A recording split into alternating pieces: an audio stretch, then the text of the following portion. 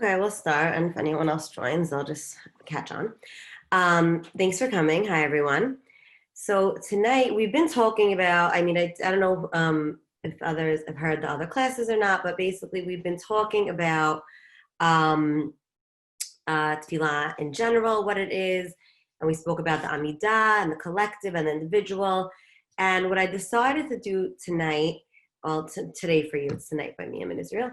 What I decided to do was talk about someone specific in Tanakh and their tefillah, well, actually two of their tefillot, and what we learned from that and why I feel that is so significant. And not only me, but the Hachamim in general, the Hachamim also place a great significance and learn a lot from her. So the person I'm talking about is Chana, and I'm going to give a little background on her a little bit. This is going to be a little bit textual, but I'm going to try to keep it, not so intense, but it's going to be a little bit textual, like to see what's going on in the text of the story. So Hannah, let me share the screen. 1 second. Share screen. Okay. So I titled this class Hannah's Prayer and How One Woman's Vision Started the Monarchy of a Nation. We'll see how I feel that she does that. So basically, Hannah is a woman who is living during the time of the end. It's a sort of transitionary time. It's the end of the time of the Shoftim, and it's going to be starting the time of the monarchy. So it's this transition period. Now, what is the time of the Shoftim? What was going on there? Just so we have a context of where she's coming from, like what her background is. The time of the Shoftim is characterized by Ish Hayashad Benav Yaseh, that everyone's basically doing whatever they see fit in their eyes. So what was it? The nation was tribal. They were living in the tribes. There was no unified government. And each person, but each tribe was sort of doing their own thing. And they had various leaders throughout the time period of a few hundred years, but no one who really unified the nation. And because of this, there was a lot of more scandalous type stories, more not great type of stories. One of them being Pesel Micha, that this man Micha made idol that people started worshiping instead of going to worship God, and also Pilagesh Begiv'ah, one big story of basically a gang rape in Giv'ah, and just how there was such a lack of justice, of unity during this time. So she's living in that time. Now we see when we introduced her, this is so in the way it's in Sefer Nevi, it's in the Nevi'im. So we have the book of Shoftim, and this story of Hannah is the first story in the book of Shmuel, which is right after Shoftim. So that's why I'm saying it's this transitionary period. Sorry, my charger, that's fine. So basically, she's living in this time that's not so unified, and there is no Bet HaMikdash, but there is the Mishkan in Shiloh. Now, the Mishkan is the tabernacle. It's basically a travel Mikdash that they had in the Midbar, and then they brought it with them into Eretz Yisrael, and it was there until the Mikdash was made. Well, not really. It was there for a long period of time, then we lost it, and then we made the Mikdash. That's one story, but during this time, there was the Mishkan, and people still had the ability to go to the Mishkan and do sacrifice and worship God. And when we're introduced to Hannah, we're introduced to here, it's, if anyone wants to, I put the psukim I want to focus on the slides, you'll see, but if anyone wants to open up a Tanakh, it's Shmuel Aleph, Perek Aleph, right in the beginning. And we're introduced to Hannah through her husband, right, meaning Hannah and her husband and their family. And we see that Elkanah seems to be one of the good guys of the time. He's going, well, we'll see why in a second, but we introduced him, and he has two wives, Hannah and Penina. And we learned about him we learned about Hannah right away. The first thing we know is En Yeladim, she's barren, and Hannah and Penina has Yeladim. So this model of two sister wives, one barren, one with children, is something we see in the Tanakh before, as with Rachel and Leah, also with Sarah, and then who brings in Chagad, and also the childless wife being the more loved one. We're going to see in a second that Elkanah does love her more, or he shows his love for her more. Now, they all, Elkanah and his family, they go to worship God in Shiloh and do sacrifices and connect to God in Shiloh, which we spoke about last time, how sacrifice was one of the main ways that they worshipped God before Tefillah, and Tefillah was connected to that. Like when you give a sacrifice, you would pray and you'd connect to God through that. So they would go give sacrifices. It seems at least once a year, maybe more, but definitely at least once a year. That's what it seems like in the text. A lot of the commentaries say it was Rosh Hashanah. And they're going up to worship God. And when they're there, he gives Elkanah gives Chana mana achat apayim. When they're eating the celebratory meal, he gives her this, some say a double portion, a nicer portion, whatever it may be, but it's showing his love for her, right? Ki et Chana ahav, right? It's because he loved Chana. And Hashem sagad achma, and she was barren. And and she was having this, she has always this conflict with Penina because she has the children, and Penina Penina sees and feels that Chana is more loved, but she has the children, so there was that conflict between them. And it seems that at this time that they were in the Mishkan, that Chana lost it and she couldn't control herself anymore.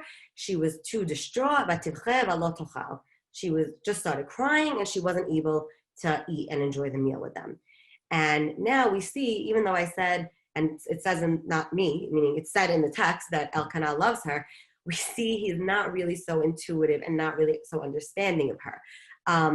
Because when she's sitting there crying at the table, he comes over and tries to console her like any good husband would do.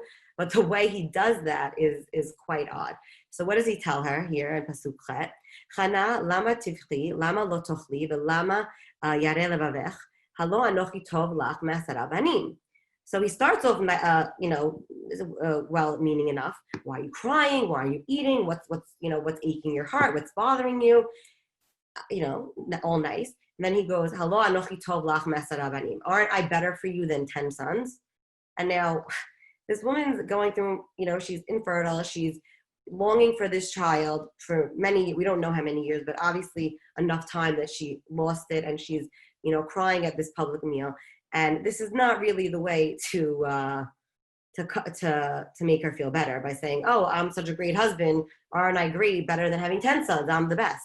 And we see that Elkanah is trying to to make her feel better, but in a way of that he's satisfying her needs as a husband and giving her everything, but not realizing that she's having her own pain, but also worrying about her as a wife to him, that she's not giving him children, and in that time, and also now, if people are going through, it's not something to say, you have such great other things, don't worry about not having the children, so it wasn't obviously the best way to comfort and console her. And she obviously does not get consoled by this. And she gets up, and what does she end up doing? She ends up going to another side of the Mishkan or somewhere else, basically, and she's praised. So now I was talking about the fact that this is a tefillah of Chana, but actually we're going to talk about two tefillah. There's one tefillah we're going to talk about now, and then there's going to be one after, an additional tefillah, she says. So this first tefillah, I feel is very telling is where a lot of Hachamim learn a lot of different things, and I think it's very eye-opening to what tefillah is. So first of all, we only see a small part of it in the text, and I'm going to skip through a second. And here at the end of the tefillah it says, Ki had betalet palel lifnei Hashem, right? So she was praying long or a lot before God, but only the tefillah we know is only this small section, these two psukim. So obviously we don't know that much of what she's saying, and I think that's beautiful in terms of the text, because it's obviously, we're going to see in a second, the way it's describing her, it was obviously a very emotional, vulnerable prayer that she's saying. So the text is respecting that and not giving us all the information, but sort of giving us the gist of it or the feel of it, and the things we need to know, but not taking away her integrity and her vulnerability before God. So she comes to a very, well, obviously even before we see what she says, or what they're saying about her, what the text is describing her as, we see from her position, she's obviously not in the best state. She's feeling like no one gets her. You know, her husband Elkanah, by his response to her sadness, he's sort of saying, I accept the situation that you don't have kids and you're my barren wife and Penina is my wife with children. And he accepts that and he's fine with that balance. But she's not. And she's not okay with the fact, number one, that she doesn't have the children. And she's also not okay with the fact of being okay with that. She knows and wants it to be changed. And she knows that the only way to do that is to go to God, because no one else is able to help her. So she's coming from a place of lost hope. And I think in a way she's coming to God as a last resort, but also as a first resort, being that, as we see in her language, that he's the only one that could help her. Now, so what is she saying in the prayer? What do we see?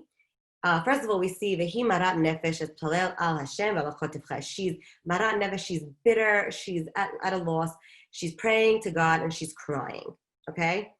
And then it tells us, Vatidor neded, she makes a neded. Now, I'm just going to take the screenshot for a second because I feel like it might be a little distracting for a minute. We don't need it right now. So I'll go back to it in a second. But basically, what's going on here? We have the idea of tefillah, prayer, and we have the concept of a neded. And tefillah, we spoke about a lot. It's connecting to God. It's a conversation. It's, for me, all these things that we spoke about in previous classes. But the neded, we didn't speak about it. What a neded is, it's a vow, it's a promise. And basically, we've seen many times in Tanakh, many people that prayed before, and we also see many people that made nedarim before. But we don't see someone that does two at the same time.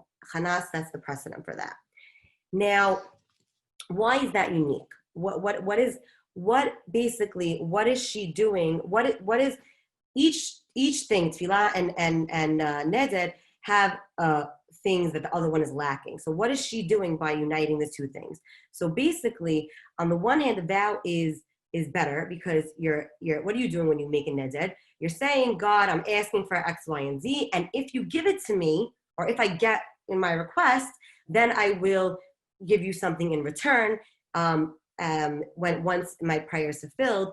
And that's sort of making him a partner in that request and having him express his gratitude for receiving his request. But on the other hand, it's also lacking because it sort of can make someone feel like I'm making a deal with God, and it's sort of it could feel a little bit like manipulation.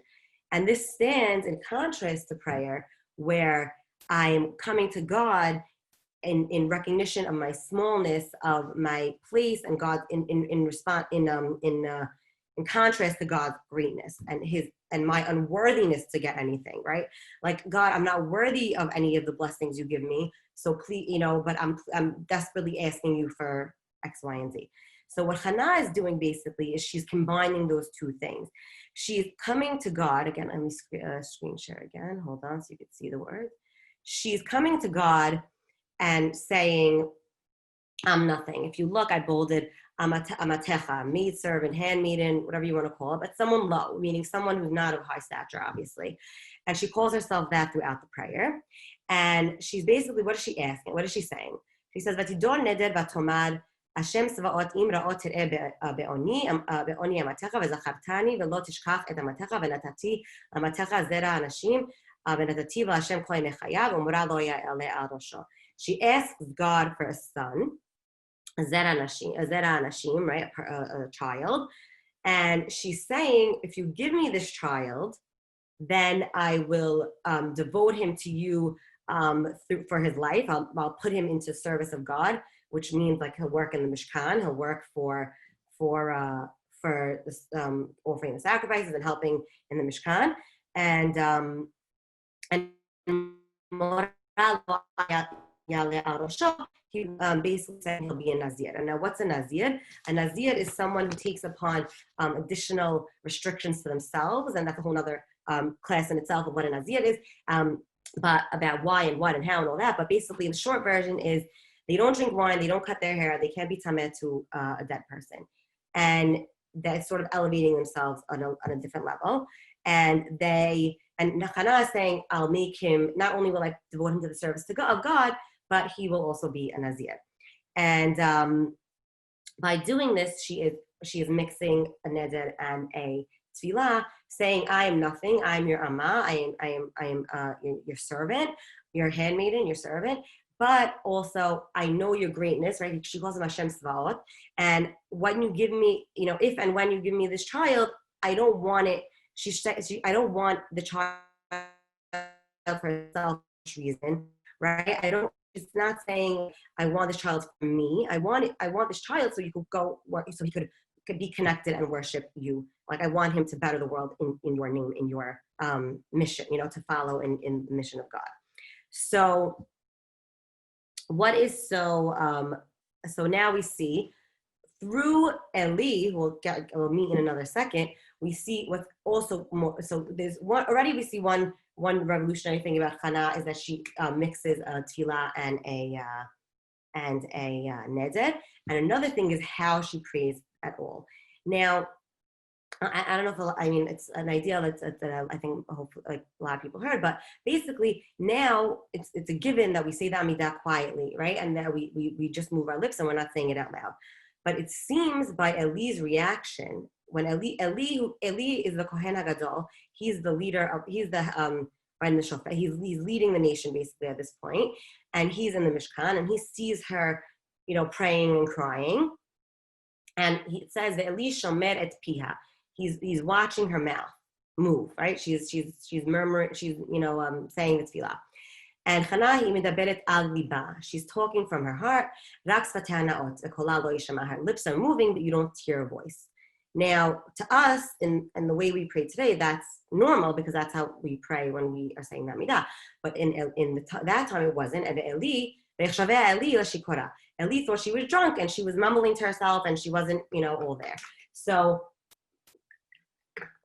from this, we learn, the Hachamim do learn from this a few halachot, being that number one, you have to be present in your mind. You can't be drunk when you're praying. You have to be fully present. You need kavanah. You need direction and consciousness, right? Which is connected to the not being drunk, but also aliva. It's a very personal, conscious prayer. And you need to be saying it quietly with your lips moving, but not saying the words out loud. So now Ali comes up to her and he says,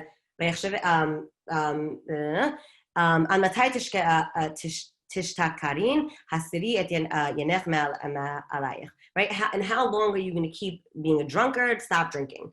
And it's very interesting because Chana could respond in a couple of ways. She could sort of be defensive and say, "No, what are you talking about? Of course I'm not drunk. How can you think I'm drunk? I'm praying." Or she could also feel like Eli, who was the known leader of the time, is not recognizing what I'm doing as tefillah. So if he's not recognizing it as tefillah, then God's not going to recognize it as tefillah, and I'm not going to be answered, and my tefillah is worthless. Now, she decides not to do any of these things. She instead explains her plight to Eli, and she says, Isha kshat ruach anochi. I'm at my wit's end. And I'm just pouring my soul out to Hashem. Don't think I'm any of these, wicked women. Because I'm at a loss and my anger and all my emotion, I got to this point. So now what is she? So now let's stop here for a second because let's talk about her first. I see a question on the side. Sorry. I see a couple of questions. Okay, I'm going to talk about those questions in a second because they're going to take me on tangents, but remind me I will answer them in a little while. I just saw two questions in the chat, but I want to stay on this train of thought a minute. So basically, in her first tefillah, just to sum up that before we move on, we see it's a very personal tefillah. The text is respecting that, by only giving us a glimpse of what she said. And we see in her character that she, even though the people around her seem to have given up on her, Elkanah and Eli, who thinks she's a drunk, the leaders and people that she respects and loves in her life don't really feel her, don't really get her. But she's staying strong in her belief that God is able to do anything. So I'm gonna just call out to God, and I don't care if anyone else is supporting me. God will support me. That's where she's coming from. And I think that she's really a model to being able to really stand strong to our own beliefs and our own ideals and values, even if those surrounding us might not necessarily agree or understand them. And I think that that's a very important message in and of itself.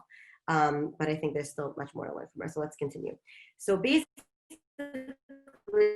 when Lee does hear what Hannah when Hannah answers him, I didn't bring all the psukim, but basically says, he doesn't, first of all, also respects her. He doesn't ask her what she prayed for. He just says your prayer should be answered and you should get what you want. And I'm sorry that I accused you of being drunk. By the way, side note, there's a lot of commentary on conversation, basically showing the greatness of Hannah, which we're speaking about, but also sort of showing the lacking of Eli as a leader and why things end up falling apart very soon after. Well, in the next, just a couple of perakim basically, but that's a study for Sevet Shmuel, but just interesting to note that. The clarity of Hannah versus the confusion or misunderstanding of Eli. So now they finish their sacrifice, they're worshiping God. Elkanah and his family go home. And now they go home, Hannah gets pregnant, and her prayer is answered. She gets pregnant, she has a son. And what does she do when she has the son? Like now she had this whole heartfelt prayer. She was in this bad place. She gets this son. Now how does she respond? So what does she do? The first thing we see that she does is the first thing after is a conversation between her and Elkanah where he's saying, I'm going up to the Mishkan this year. And she says, I'm not coming. I'm waiting till the child is weaned. And when he's weaned, I will come and bring him to the Mishkan. Now, there's some that say this is sort of a little bit a critique on Hannah, that maybe she seems to be pushing off her vow. Maybe she's not going to bring him to the Mishkan. And Elkanah is sort of hinting at that by saying, are you coming? Are you not? Right? Like he's sort of pushing that. In the end, he does respect that answer and say, come when you feel it's ready. But there is that sort of feel that maybe she is trying to get out of her neder and not fulfill what she promised. But we see that she's being practical. Eli is being by the letter of, not Eli, sorry, Elkanah is being by the letter of the law. You said this in your neder, bring him up to the Mishkan. Where Hannah is being practical and she's saying, I obviously can't bring a small newborn child or whatever to the Mishkan. I will wait till he's a little older so that I could bring him. So she wasn't not trying to push off the promise. She was trying to fulfill it in a meaningful manner as opposed to a practical letter of the law manner. She was doing it in a way that would be substantial and the right way and would connect Shmuel to the Mishkan and not just bring a child. And so now a few years pass. He does get older. And she brings him up and they bring sacrifice, they bring animals, they make this whole thing. And hold on, let me screen share again. She goes to Eli. Where is it? Joseph, come. Hebrew. Whoever unmuted, mute yourself, please, unless you have a question. Thanks.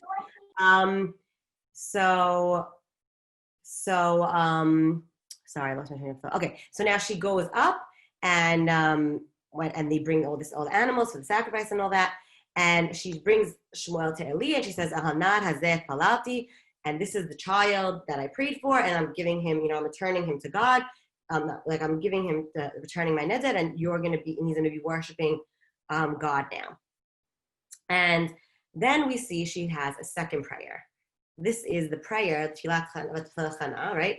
this prayer, first of all, I think it's beautiful. We'll talk about in a second exactly what she says. But before we go into the prayer itself, there are many communities, Syrian community being one of them, that it is in the Nusach of the Tefillah. It's after B'kot HaShachar, and they have this Tefillah. And not every community does, but the Syrian community does. And it's a beautiful Tefillah. And let's see what her response was from God's gift to giving her a baby. So I'm not going to go through it. I'll go through the main ideas and talk about it, not necessarily word for word, but to get the ideas of it. And basically what she does is she talks about, she praises God, first of all. She starts by praising God and talking about how thankful and amazing God, thankful she's to God and how amazing God is that he was able to do this. And then she goes into a back and forth of showing the greatness of God because he's able to control everything. She talks about God being the one who's able to control the world. And then she talks about the end, his connection with the people, with Hasidah, with people that follow him, and Malchut, and how we're going to ultimately bring Malchut. So let's look at it a little bit. So she's, Hannah prays and she's talking, she's exalting in front of Hashem. She feels great. I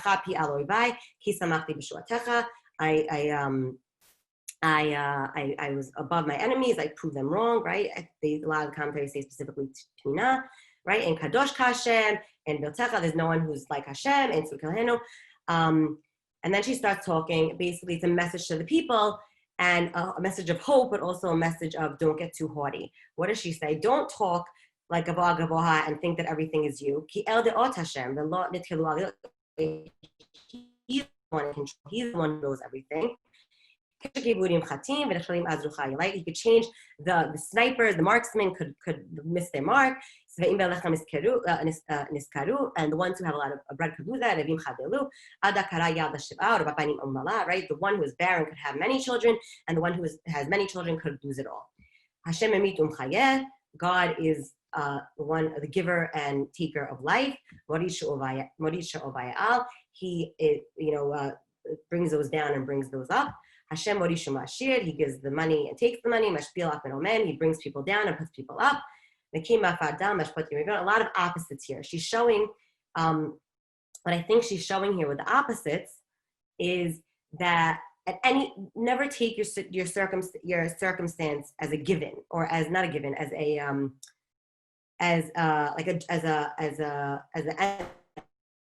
be all and all. Your circumstance, through your connection with God, always has the ability to change, because God always has the ability to help you. So you do as much as you can, and then God could help you do the rest. Because what does she say? His Chasidim, he'll always protect, and the Risha'im will end up in the darkness. Because the strength of the person is not what's going to really bring them up. It's Hashem, right? And then Hashem Yadin Af Se'aretz Vayiten Oz L'Makov Vayeren Kenem Meshicha. God's gonna do the judgment, and we're gonna have Malchut. Now, as you see, I bolded a few words in blue, and those are words that we talked about that are connected to ideas that we pray about, that we talk about and pray for and about in the Amidah. She talks about the Kedusha of God, which we talk about in the Amidah, right? About the Kedusha of Hashem in the beginning. Also, Memitum Chayeh, right? We have also about God being the Mechayeh Metim, right? We talk about in the Amidah. Oh, sorry, I skipped De'ot, right? God being all knowledge, and we ask God in the Amidah to give us knowledge. And Hashem Yadin Af Se'aretz, that Hashem should be the judge, and we ask God in the Amidah to do Sedek Umishpat. So most classical commentators that I've seen talk about this as Hannah composed this prayer at this time. She brings her son up that she prayed for previously.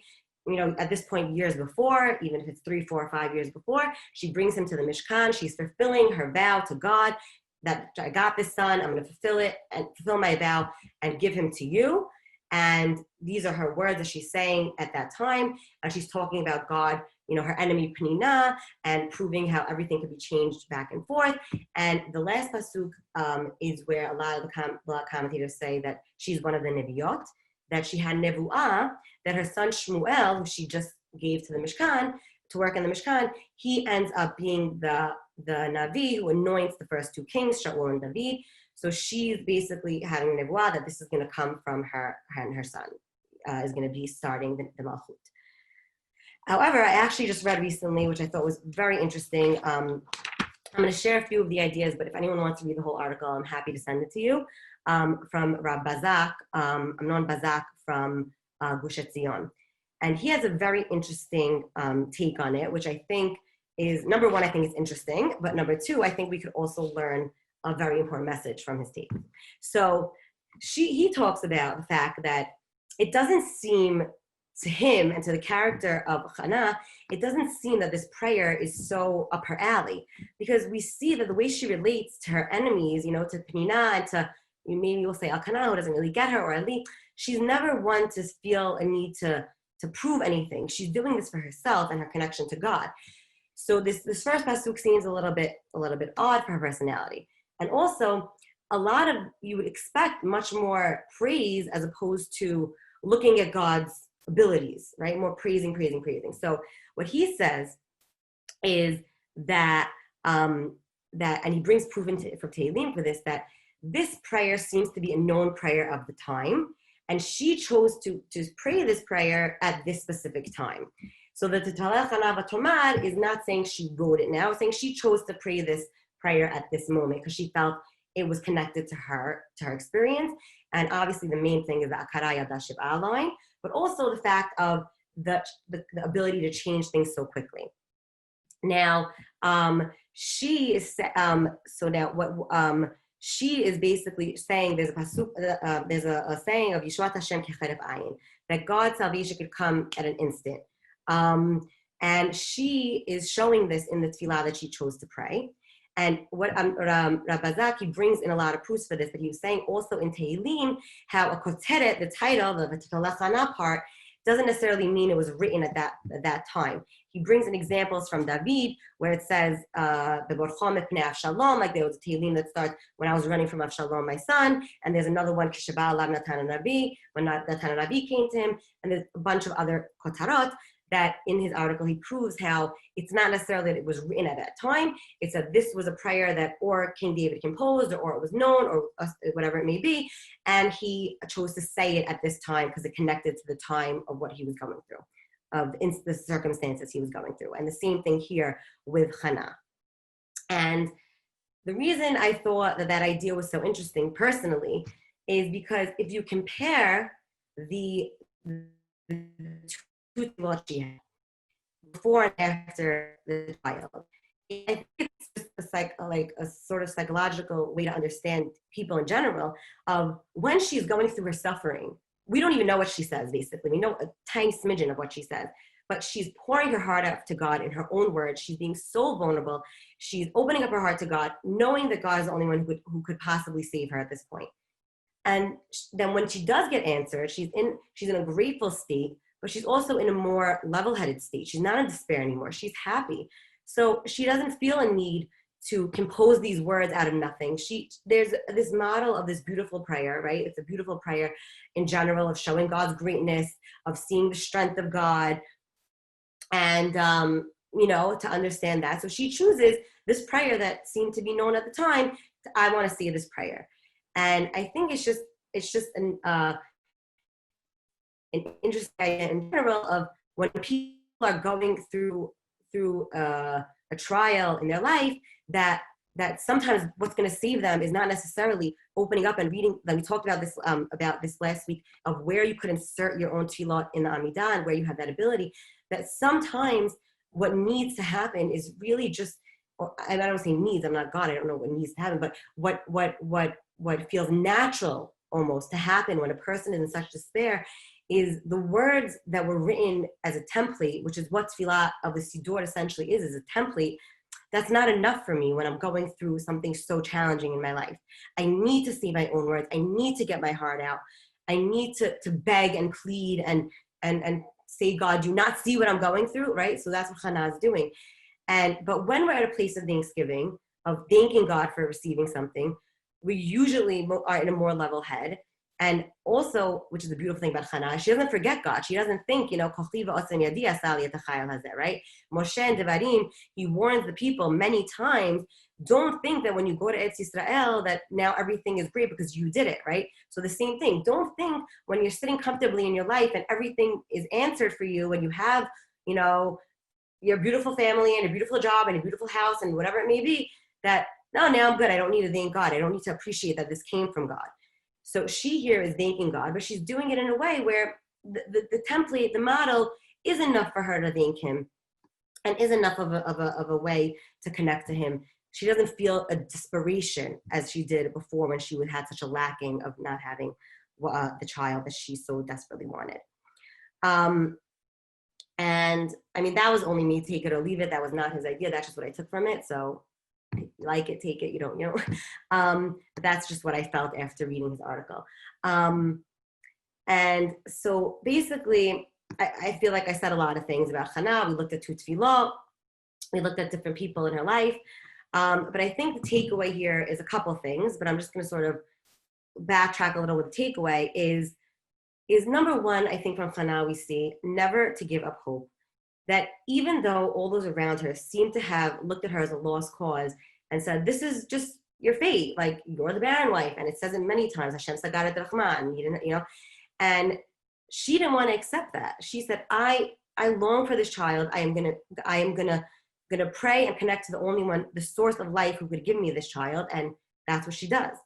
So I think that's something to think about in our own lives whenever we feel lacking, that yes, we need to do our own part. We need to do hishtadlut. We need to ask help from those around us and do any things that we need to do practically to get to what we want. We can't expect it to just come, fall on our lap. But at a certain point, there is only so much a human can do, and the rest we do have to rely on God. And another thing we see from her is the importance of connecting your personal request to the nation. Because Hannah doesn't only want her child to go to the park and be like the other moms. She wants her child so that he could be someone that's connected and serving God, which he does. He becomes an Navi, he becomes a leader, he becomes the one to anoint and start Malchut Yisrael. So that's also something to really focus on. And we spoke about last time in Amidav, always balancing my needs in connection to the national needs. We also learned some practical things from her, like we said, from the heart, lips moving, quiet, being focused, not being drunk or distracted. And from her second tefillah, we learned always to be grateful and to realize that I never take anything for granted. God could change things in an instant. I could have everything and lose it one day. I could have nothing and win the lottery the next day. We never know what the next day or hour will bring. And we have to always realize that as much as we feel in control, it is all in God's hands. And at the end of the day, we have to live our life as best as we can, but then hope that God will do the rest. And I think, and this is why Hannah is one of my favorite people in Tanakh, I think that because of all this that we just said, whether she had a nebuah or not, because also in the article, Rabbi Amnon Bazak talks about additions to Tehillim, therefore additions to different tefillah. He talks about the Keren Meshicha, the pasuk about the Malchut, the kingship, that they say he said it might have been added later by the writers of the Navi and not in her tefillah. Whether or not she said it or not is irrelevant, because her son did start Israel by being the Navi to point them. And because of that, I think she was merited that because of all this, of all this connection she had and all this hope she had and all this national view and importance that she had. And she does, by the way, she puts Shmuel in the Mishkan. She doesn't really have a connection with him. It says later that she sees him about once a year when they go up, but she does have other kids after that. I'm going to answer the few questions that I didn't answer before, and if anyone has any more questions, please send them or unmute yourself. But what is the thing that a Nazir wants when he makes the neder? Okay, so that's like a whole nother lesson in itself about Nazirut. And there's a lot of different opinions of, is Nazirut an ideal? Is it not? It's a little bit too much to answer right now. I'm happy to talk about it another time, but it's a little bit too much to answer right now because there's about what the Nazir is, what's his goal, what's his not. But basically, it is on a simple level, it's sort of heightening your awareness and connection to God by limiting yourself. But he does bring a korban chatat after. So there's a big machloket about, well, is this ideal? Should we be doing it? Should we not? So that's another thing. And happy, I'll put my email, yeah. And Megillat Ruth by Marat Nefesh. Yes. So Dara said about Megillat Ruth about Marat Nefesh, Marat, very, very interesting. I was thinking that, but I didn't want to go into it so much because I feel like that would be a big tangent. Also, like Megillat Ruth is a big tangent, is a whole another thing. Hi, Dara. But one thing I will say about that, just that's interesting, about the connection to Megillat Ruth also is going on during the time of the Shoftim. So that's also something interesting to note. And Ruth is the ancestor of David HaMelech, who is connected to Malchut. So there is definitely a lot of connections there. I'll be honest, I did not read up on it. I didn't, plan that and study it myself. But For progeny. I didn't hear that say. Like the drive, the motivation for continuity, for progeny, for children. Right, and you see also, by the way, yeah, and we see with Mara Nefesh, we're talking about Naomi, Tekra'eni Mara, right? Naomi, who says that, she also sort of plays a Hannah role in a way because she is the one that manipulates and pushes the whole group situation, which leads to David. And then so at the end, she even takes the kid almost as her own at the end of the right, Megillah. yeah, it says Yaldale Naomi, right? It says that it's her child, even though it was Ruth and Boaz's child. Yeah, there's definitely something to read and learn more about that. I definitely think that. So yeah, I hope this gave you some food for thought and some ideas. I still I'll put my email up here. If anyone wants, actually I could put, give me a second. I could put that's my email. I could put the article. It's hold on, where is it? It's a few part article, but the one I was quoting is this part. Hold on, let me get the link. Hannah's prayer. So he actually has beautiful ideas in general. I would highly recommend if you want to look at this. But here is what I was talking about, what I referenced a little bit. I put the link there if you want to read it. And next week, I'm just going to close now, but next week I want to talk about, I'm planning to talk about Birkot HaShachar and how the Tefillot and Birkot HaShachar set us up and model for us how we should be thinking and starting our day. If anyone has any other topics or ideas or things that they would like me to discuss, feel free to send me an email. Thank you all for coming. And if there's any more questions or comments, I'm happy to take. If not, have a good day, night. Thanks. Good night. Thanks, Janice. Hold on, did I not? I'm posting this privately, sorry, hold on. For some reason it was sent privately, someone posted. Okay, so this is my email. Thanks, Jen, great class. Here is the link. Thanks for coming. Okay, so I think, I was sending privately, sorry. I think now it's to everyone. Thank you.